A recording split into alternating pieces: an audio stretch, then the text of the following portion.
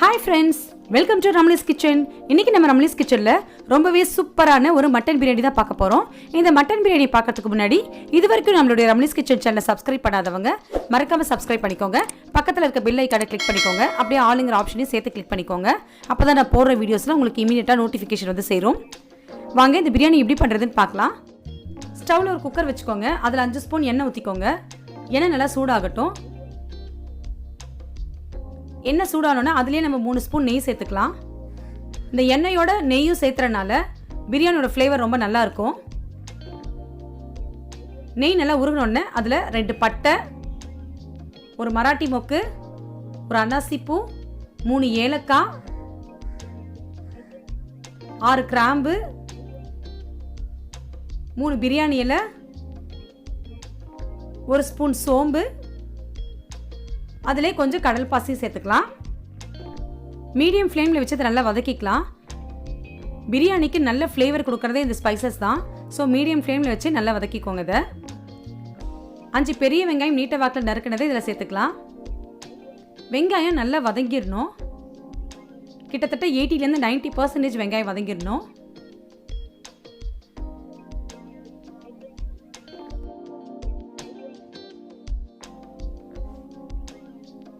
Brown கலரில் வந்துடணும் வெங்காயம். இங்கே பாருங்கள், இந்த ஸ்டேஜுக்கு வந்துடணும். இதுக்கப்புறம் நம்ம இதில் 3 ஸ்பூன் இஞ்சி பூண்டு விழுது சேர்த்துக்கலாம். இஞ்சி பூண்டோட பச்சை வாசனை போகிற வரைக்கும் இதை நல்லா வதக்கிடணும். இஞ்சி பூண்டு போட்டோன்னே நீங்கள் அடுப்பை சிம்மில் வச்சுருங்க.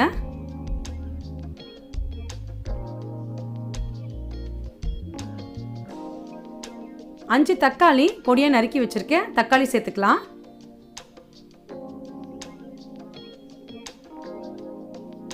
தக்காளி நல்லா வதக்கிடணும். இதுவும் நல்லா ஃபுல்லாக வதங்கணும். வெங்காயம் மாதிரியே இந்த தக்காளியும் நல்லா வதங்கிடணும். அதுக்காக இதில் கொஞ்சம் உப்பு சேர்த்து வதக்கிக்கலாம்.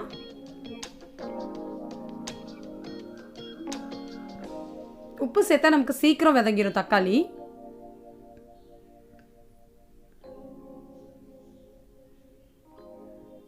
வெங்காயம் தக்காளியும் எந்த அளவுக்கு வதங்குதோ அந்த அளவுக்கு பிரியாணி ரொம்ப டேஸ்ட்டாக இருக்கும். அதில் 6 பச்சை மிளகாய் சேர்த்துருக்கேன்.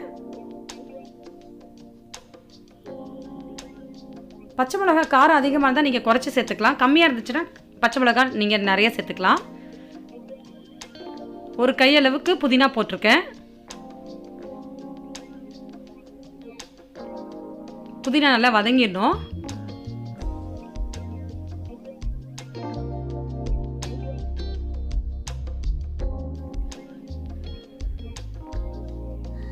பாருங்க, இந்த அளவுக்கு நல்லா வதங்கிடணும். இதில் 1 ஸ்பூன் மிளகாத்தூள் சேர்த்துக்கிறேன். வீட்டில் அரைச்ச மிளகாத்தூள் இது.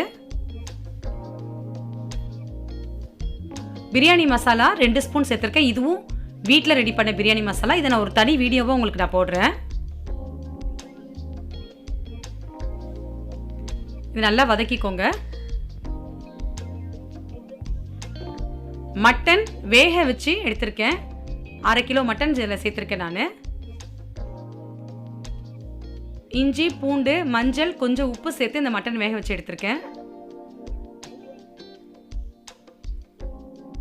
தயிர் 1/2 கப் தயிர் சேர்த்துருக்கேன்.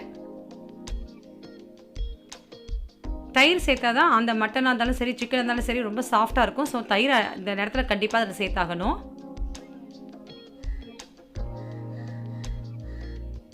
இது ரொம்ப நேரம் வேக வைக்கணும்னு அவசியம் இல்லை. ஏன்னா நம்ம குக்கர்லேயே ஆல்ரெடி வேக வச்சு எடுத்துட்டேன். மட்டனை வேக வச்ச தண்ணி 1/2 கப் சேர்த்துருக்கேன். நான் ரைஸ் 3 கப் சேர்த்தனால எனக்கு 4/2 கப் தண்ணி தேவைப்படும். 1/2 கப் கறியில் வேக வச்ச தண்ணியும் 3 கப் தண்ணியும் சேர்த்துருக்கேன். எனக்கு 4/2 கப் சரியாக இருந்துச்சு.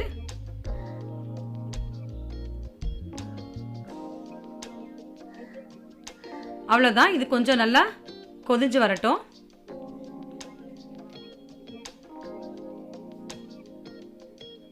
நல்லா கொதிச்சதுக்கு அப்புறம் தான் நம்ம அரிசி சேர்க்கணும். 3 கப் பாஸ்மதி ரைஸ் எடுத்திருக்கேன். 3 கப் ரைஸ் இதில் சேர்த்துக்கலாம்.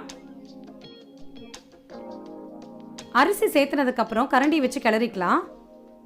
ஒரு 5 செகண்ட்ஸ் கிளறிங்கன்னா போதும். அரிசி ரொம்ப வெந்ததுக்கப்புறம் கிளறினா உடஞ்சிரும். ஸோ ஸ்டார்டிங்லேயே கொஞ்சம் கிளறிக்கலாம். இந்த நேரத்தில் நீங்கள் உப்பு தேவைப்பட்டால் கொஞ்சம் சேர்த்துக்கோங்க. ஒரு முழு எலுமிச்சம்பழத்தோட ஜூஸ் நான் இதில் சேர்த்துருக்கேன். அவ்வளோதான். இது நல்லா கொதி வரட்டும்.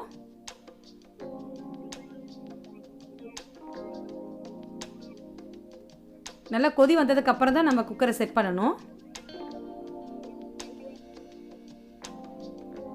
இதிலே கிட்டத்தட்ட ரைஸ் பாதி வெந்திருக்கும். இதுக்கப்புறம் நம்ம மூடி போட்டு குக்கர் செட் பண்ணி வச்சிடலாம். ஒரு விசில் வந்தால் போதும். ஒரு விசில் வந்ததுக்கப்புறம் 5 மினிட்ஸ் சிம்மில் வைக்கணும்.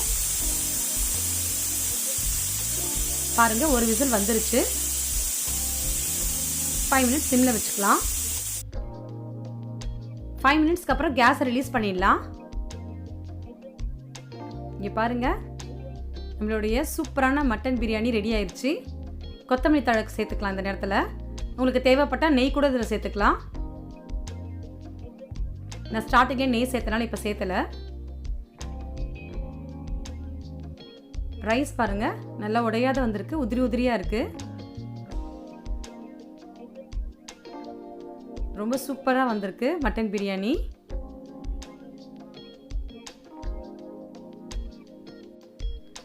இப்போ அதை நம்ம சர்வ் பண்ணிக்கலாம். இங்கே பாருங்கள், சூப்பரான மட்டன் பிரியாணி ரெடி ஆயிடுச்சு. இதுக்கு நான் இன்றைக்கி சிக்கன் 65 செஞ்சுருக்கேன். இதை வச்சு சாப்பிட்டீங்கன்னா ரொம்ப நல்லாயிருக்கும். இந்த வீடியோ உங்களுக்கு பிடிச்சதுன்னா மறக்காமல் லைக் பண்ணுங்கள், கமெண்ட் பண்ணுங்கள், உங்கள் ஃபேமிலி அண்ட் ஃப்ரெண்ட்ஸ்க்கு ஷேர் பண்ணுங்கள். இதே மாதிரி வீடியோ தொடர்ந்து நீங்கள் பார்க்குறதுக்கு மறக்காமல் ரம்லீஸ் கிச்சன் சேனலை சப்ஸ்கிரைப் பண்ணுங்கள். பக்கத்தில் இருக்க பெல் ஐக்கானை கிளிக் பண்ணிக்கோங்க. ஆளுங்கிற ஆப்ஷனையும் சேர்த்து கிளிக் பண்ணிக்கோங்க. அப்போ தான் நான் போடுற வீடியோஸ்லாம் உங்களுக்கு இமீடியட்டாக நோட்டிஃபிகேஷன் வந்து சேரும். தேங்க்ஸ் ஃபார் வாட்சிங்.